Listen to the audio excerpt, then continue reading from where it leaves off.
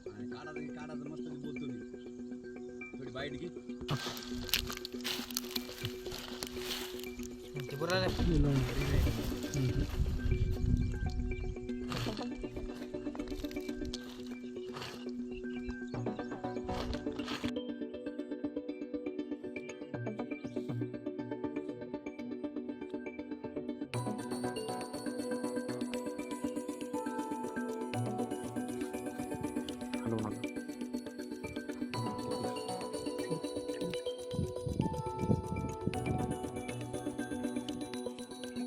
कुठेतरी साचलेलं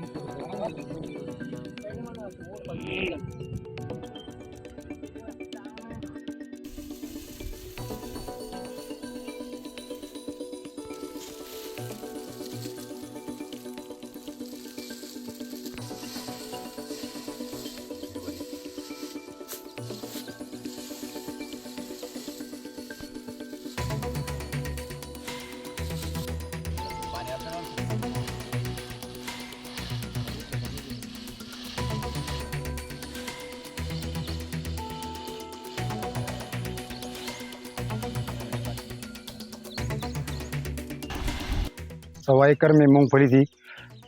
उसमें बारिश की वजह से 15 दिन से बारिश चालू है।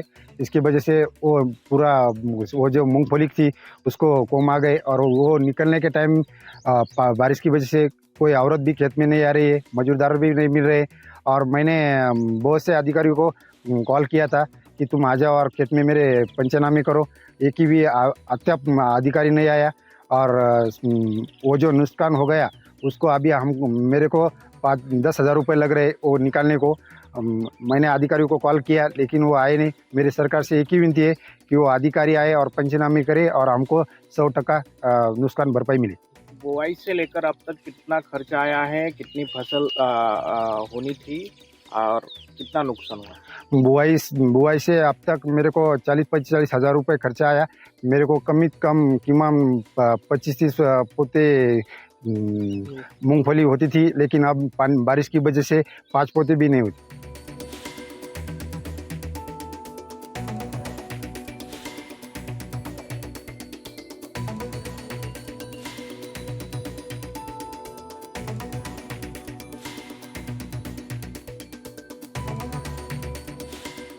नहीं, देखो ऐसा है कि अभी सरकार की ध्येय धोरण का भी हमको कोप हो रहा है और जो नैसर्गिक बारिश है उसकी वजह से भी जो हमने मूंगफली का उत्पादन लेने का सोचा था वो भी बारिश की वजह से अतोनात नुकसान हुआ। उसमें हजारों लाखों रुपए का हमारे किसान का नुकसान हो गया।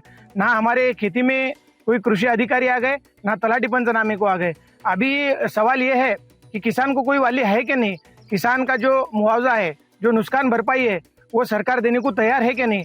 अभी जो हमारा लाखों रुपए का नुकसान हो गया उसकी वजह से हम किसान आत्महत्या के कगार पे है। अभी सरकार ने हमारे ये जो नुकसान है उसके पंचनामे करने को होना और 100% हमारे को नुकसान भरपाई देने को होना।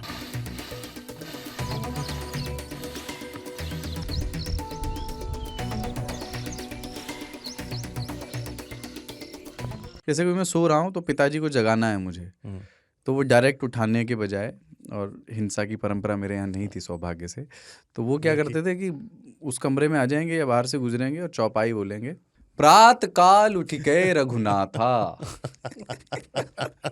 मात पिता गुरु नावई माता। कभी कभी मैं गुस्से में उठ करके अरे पापा चरण स्पर्श किया और सो गया। मैंने कहा अब मत उठाना।